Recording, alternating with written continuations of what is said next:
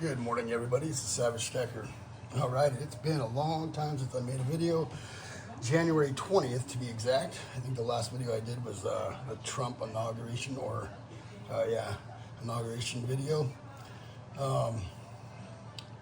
So I got some new things. Got some new silver. Got some new gold. I got new knives. I got some things, and we're gonna talk about it. So I hope everybody is into knives and that comes by here. And I finally got a full handmade custom knife from Skike Custom Knives. And this, it's not a grail piece, but it's a piece that I was really happy to pick up. And it is a friction knife, Tonto Thai steel black Damascus, made in 2018. Back then it was one of one. It was the prototype, and it's all completely handmade, hand ground, everything. This is number one of one. And since then he's made about 6 more of these or 7 more of these, and he auctions them off. And well, I actually got it cheaper on the secondary market, which is unbelievable.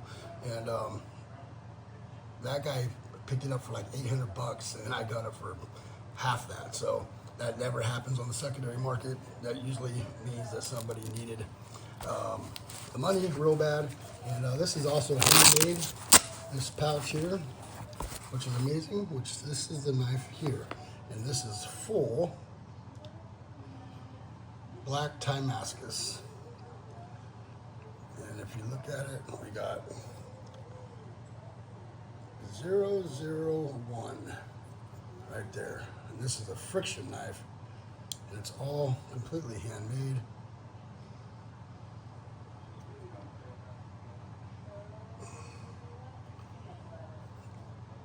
So the point of this is you put your thumb here, and the pressure on it, and your hand there is how it holds. It holds pretty good.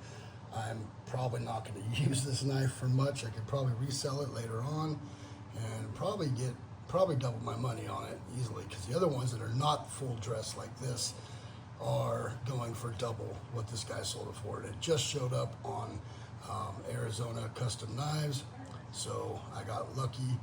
And this is the first time I've ever put a full handmade custom knife in my collection. Now I have some mid-tech knives, which was halfway between custom and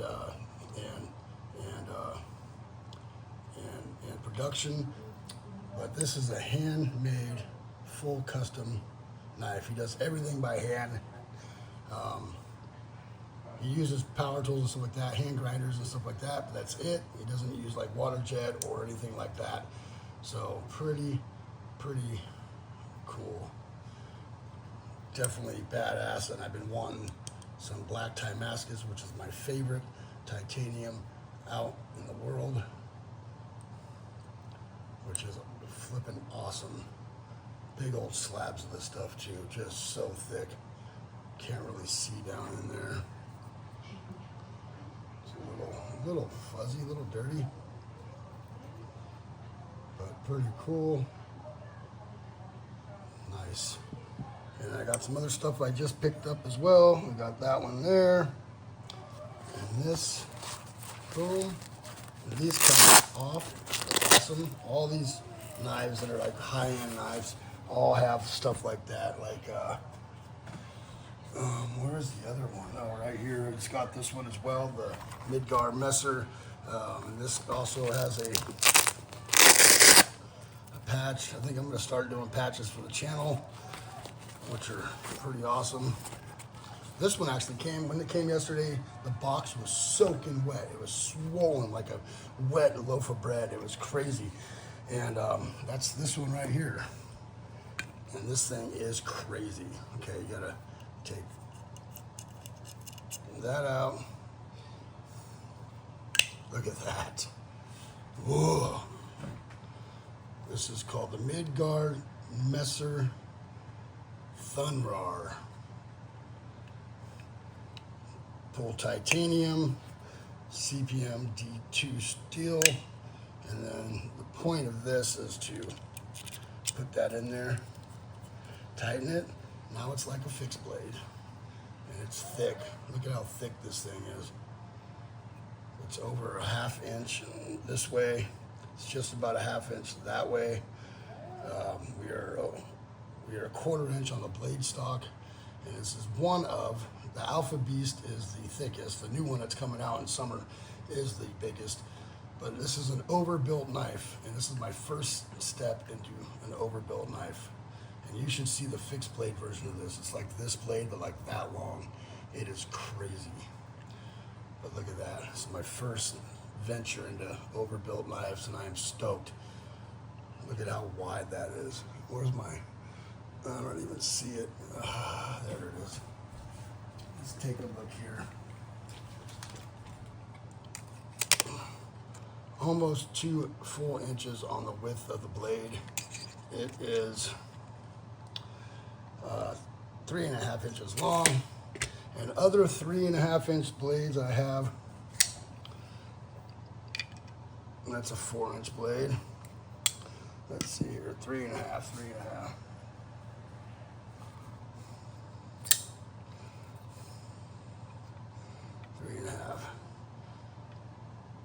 So this one looks longer because it's thinner. This one looks super short and stubby because it's so wide. And this right here is the Kaiser Militar with the purple haze carbon fiber and the black DLC diamond-like coating on the blade. Full, yeah, that's a nice knife too. I had to hop on that. There was a sale on that for cheap, and I got in on it. So yeah, this won't close on you because it's got this bar on it. Take off the bar.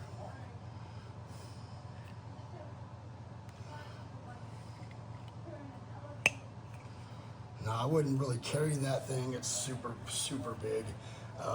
This is just for show and fun.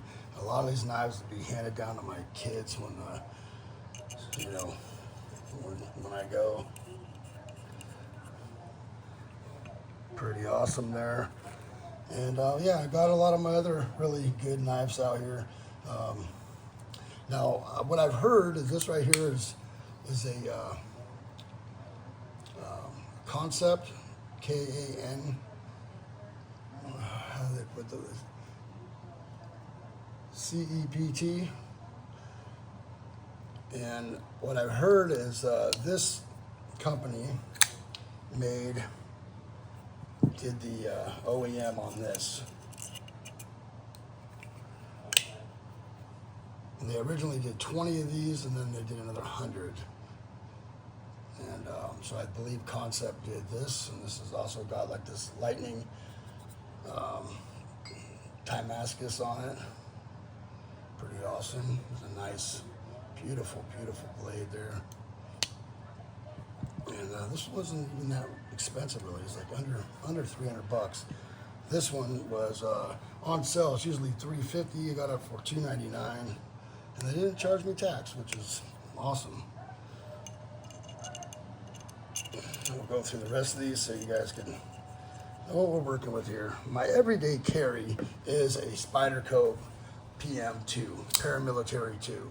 And I use this thing every day. And this is a $220 knife. And I use it for everything. And it works great. It's probably my best knife I've ever. Blade centering still good, pretty good. And I use it for, I mean, everything. I hard use the crap out of this thing. That's my everyday carry right there. Oh, we got some Microtech Mini Troodon.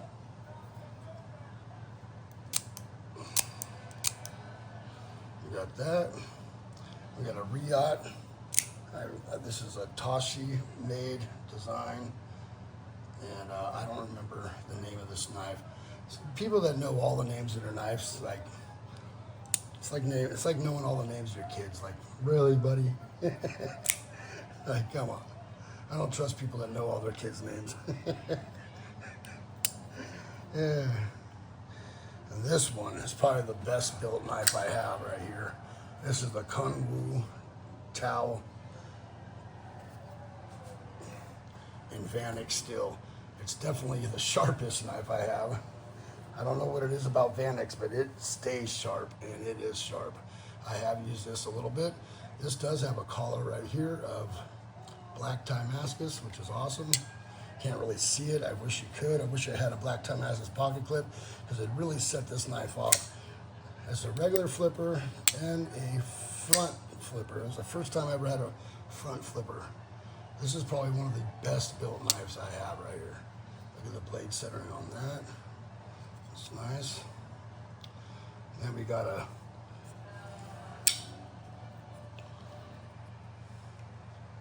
Medford. And I know this with the American flag on it, it looks a little gas station knifey look to it, but trust me, this is S35VN steel. This is titanium that's been flame anodized, and we got titanium hardware here for the lock bar stop, and yeah, these are nice. I have another one of these that I need to get out of the other safe, but the kids are in there, and it's a Praetorian tie, and not the Praetorian T, but the tie, and yeah, that's a $700 flipping knife, but I like it, and it was around 4th of July 2022, I think, so I was feeling pretty patriotic, and I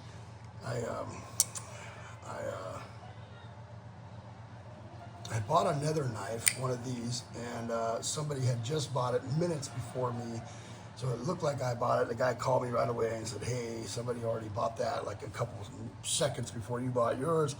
Can we change? And I got this. The other one was all black DLC, and I was like, still all the same blade style and look and all that, and titanium, but I wasn't down with the DLC titanium. Titanium is a good metal. It needs to be shown off, because if you anodize it, flame anodize it, it looks beautiful. Like a lot of this stuff, that's what this is. This is black Timascus, which is different types of titanium that's been fire anodized, and it gets that beautiful color. And I've tried my hand at it before, and I love doing it. It's beautiful stuff, and it's expensive. To buy a bar, that bar right there, like if you got it about that big, right? And it's just looks like regular metal, titanium. When you get it, and you flame it, and it brings it all out. And then just for a bar that, it's like 11 inches long, it's like $500 or $800. So this is a lot of black Timascus in this. I can't believe that knife was only $400. All right, so and then we got right here, which was one of my grails, which is the Chris Reeves large Sebenza 31. And it doesn't really, it's just one of the smoothest knives out there for sure, but the action, it's not completely fully broken in. It's just like glass. It just rides, it's just so smooth. The tolerances with Chris Reeves knives are like 0.00001, and yeah, they make their own tooling and all that, and these are amazing knives, and they're built to be used. I know guys that have used these things and abused these things for years. I just can't break myself to do it. I have other knives I can abuse, and yeah, this thing's not that cheap either. I think this one, I think it says on here, no, I think that was $580 or something. But yeah, here we go. It's a little bit cheaper stuff. This is the Kaiser Huntsman, like the Huntsman Spider. And this thing's a little weird, a little awkward, but I just like the blade shape, so I thought it was bitchin', so I had to get it. And again, S35VN blade steel, which is like a medium super steel, so it's a little expensive, but not a lot. A lot of people using it, and that was made by Chris Reeves with I believe CPM, and he wanted to come up with a nice steel for his knives, so a proprietary steel. So he came up with S30VN, and then he started doing S35VN. Now they got S45VN, and this one is actually, I think, Crewwear. which is the first, yeah, CPM, CPM MagnaCut. This one's MagnaCut, which is a great super steel. So if you guys learn about that stuff, you'll learn that there's certain steels that you use for knives, and they're all expensive. This one right here is my, what is this guy name? This guy's name is Varga. Varga, this one's OEM by Riot, and it is titanium, and it's so smooth. You cannot feel the transition in there. It is beautifully done. It's nice, smooth, rounded edges. Boom. This is the blade of the year, 2021, 2022, something like that. And the only problem I got this is the blade centering is off a little bit. It's still smooth, doesn't touch, doesn't scrape or nothing, but I've tried to adjust it myself and it just won't. So he said he'd take care of it. I need to send it back to him. I just haven't. But that knife is smooth and it is beautiful. It's like butter. It just feels so smooth. Hold on one second. I gotta turn off this TV.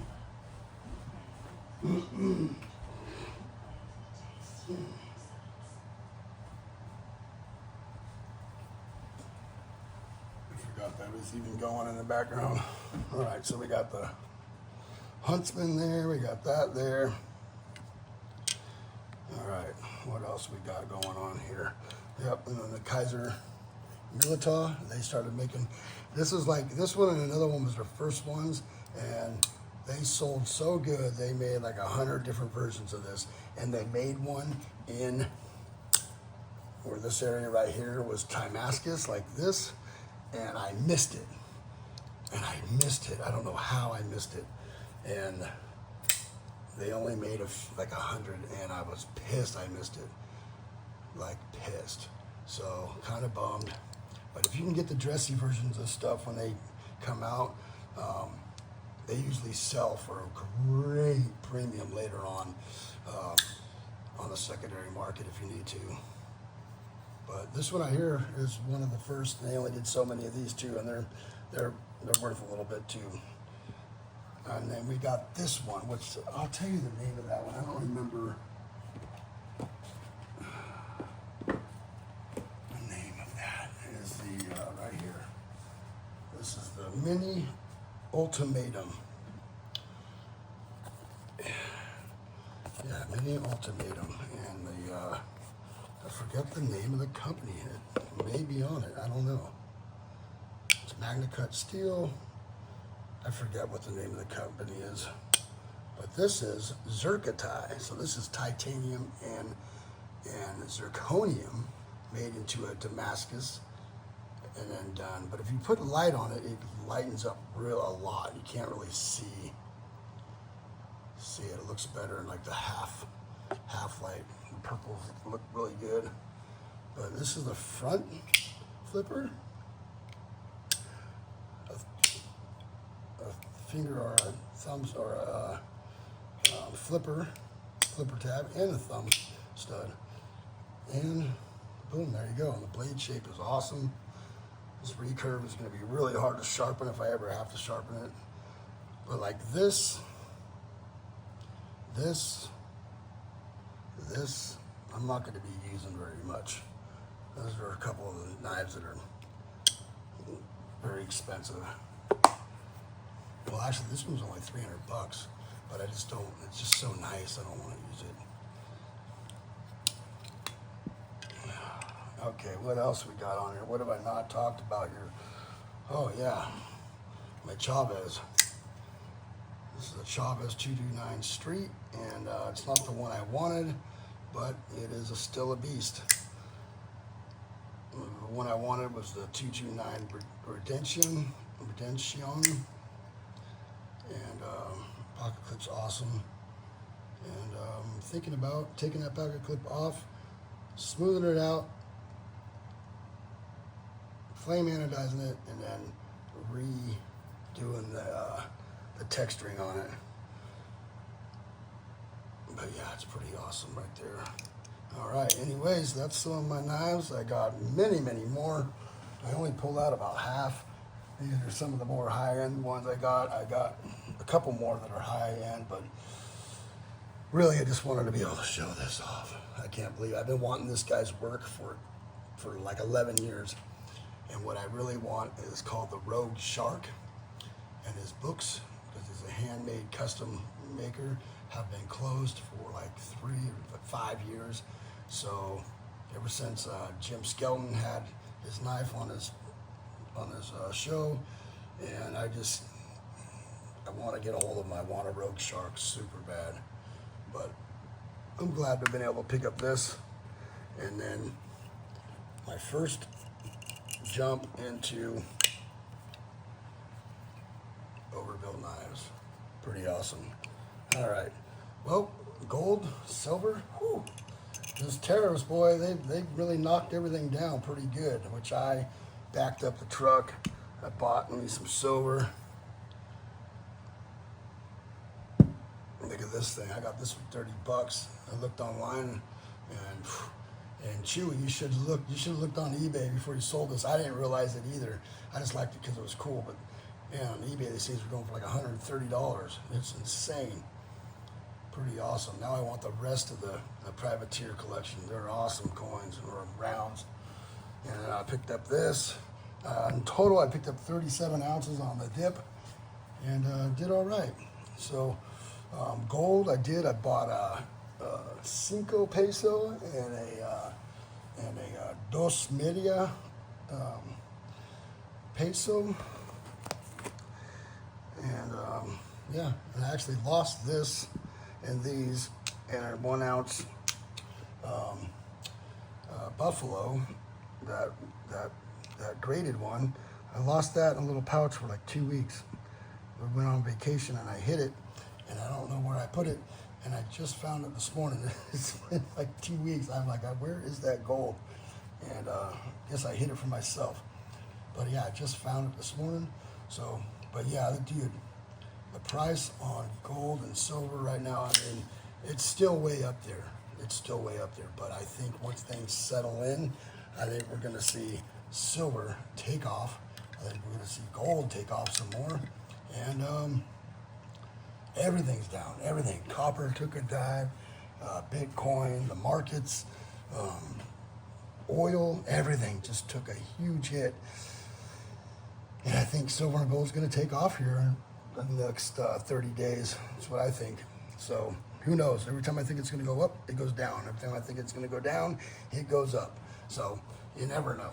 Anyways, are you still stacking? I'm stacking. Right now I'm stacking. I'm stacking silver. And at 101, I'm stacking silver. I bought a little gold because the premiums were just nothing. And if you want your Chinese stuff from Amazon, you better get it now because 104% on the tariffs. Ooh-wee. Once all the things that are in America are already get sold out from Amazon, oh, the prices are going to go up like crazy. And people are going to be hoarding stuff.